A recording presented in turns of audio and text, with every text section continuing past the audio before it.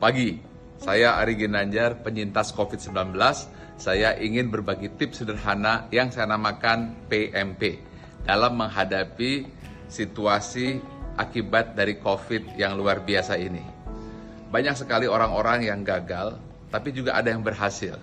Maka yang pertama adalah P, yaitu pikiran. Seperti sudah saya sampaikan berkali-kali, bahwa kekhawatiran adalah awal dari penyakit.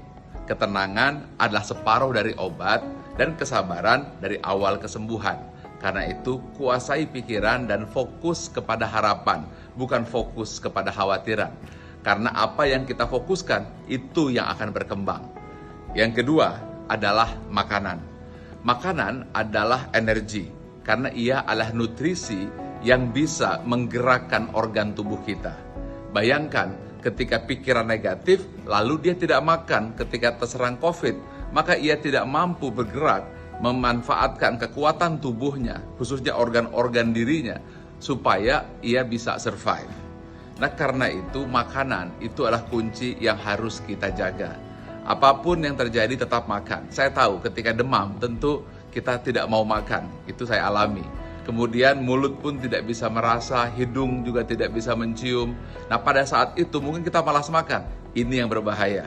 Karena itu kita harus mau makan.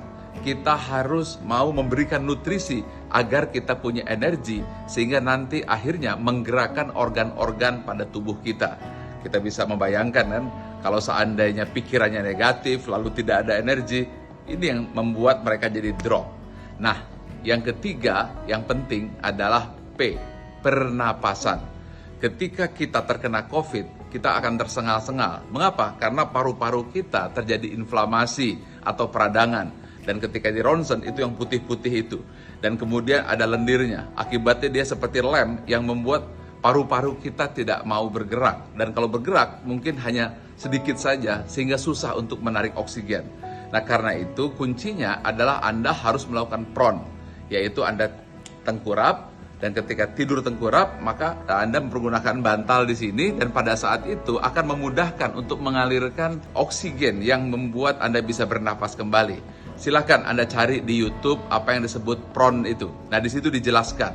Nah, apabila kita sudah mampu menguasai 3 hal, yaitu pertama pikiran, yang kedua makanan, yang ketiga pernapasan, insya Allah kita bisa survive. Karena masalah yang saya lihat, orang-orang yang gagal itu karena pikirannya negatif, kemudian dia khawatir, lalu tidak mau makan, dan kemudian akhirnya tidak bisa bernapas atau gagal nafas. Karena itu, yang harus kita lakukan adalah pertama, pikiran positif, fokus kepada harapan. Makanan dijaga, pelihara nutrisi agar punya energi. Dan yang ketiga adalah jaga pernapasan kita. Pagi.